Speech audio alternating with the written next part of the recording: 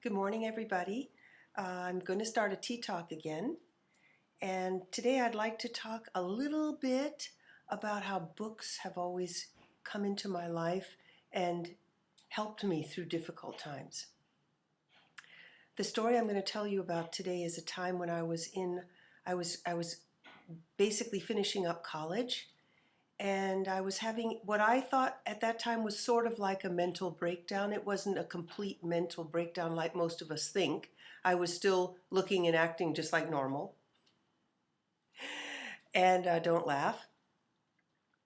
But I knew that I was having trouble, and I wasn't sure what to do. I was living at my mother's house. Um, I had graduated from college, and I was at the summer after college, and I didn't know what I was going to do with my life. And I think some of you can relate very well to this. My daughter and a lot of her friends, for example. So a book just fell into my hands. I don't remember where it came from. The name of the book was Fasting: The Ultimate Diet. It's a very thin little small pocket-sized paperback. And I found myself reading it at exactly the right time when I needed. And basically the what I was reading about was that um,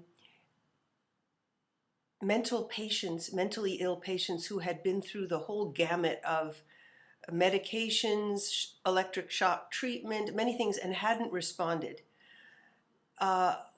One doctor, the one who wrote this book, had decided to try something novel, a new approach. And what he decided to do was give them cold showers and fasting, those two things.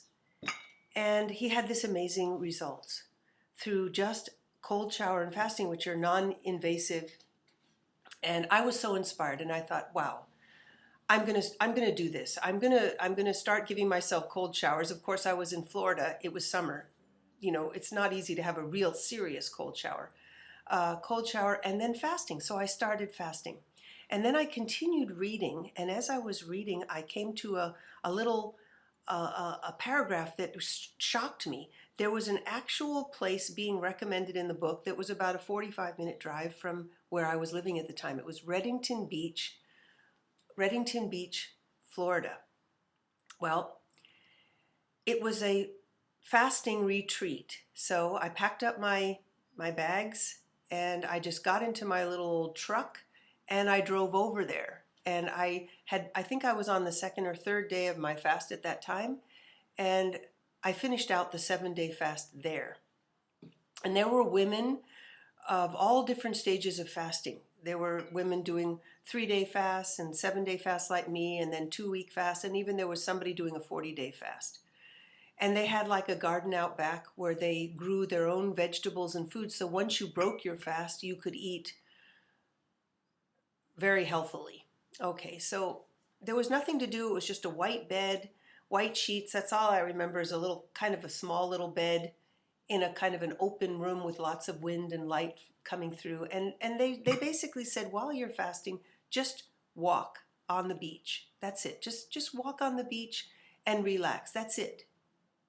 Take the time to be quiet, reflect, walk, and that's it. And that's all I did. And it was a life changer. At the end of the 7 days, I remember I came home, got a job right away, made some money. My first paycheck, I went out and went to Kmart and bought myself a new wardrobe, a couple pairs of shoes, a few outfits, got my hair cut. I was wearing the hippie sort of dreadlocks, not exactly, and got rid of my overalls and my hiking boots, and just sort of changed my entire look.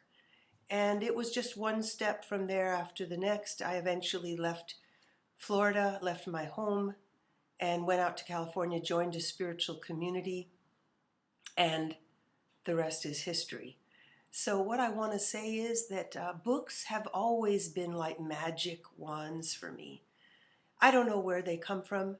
I don't know how they know that I need them at that time, but I can tell you a lot of stories about books. So this is the first story, and I'm going to close here and just say to you, if you've had an experience with a book that really changed your life, send me a comment. I'd love to know about it, and let's exchange stories, okay? Anyway, tell me about something you're doing. I'm really happy to hear from you, and this is it, signing off.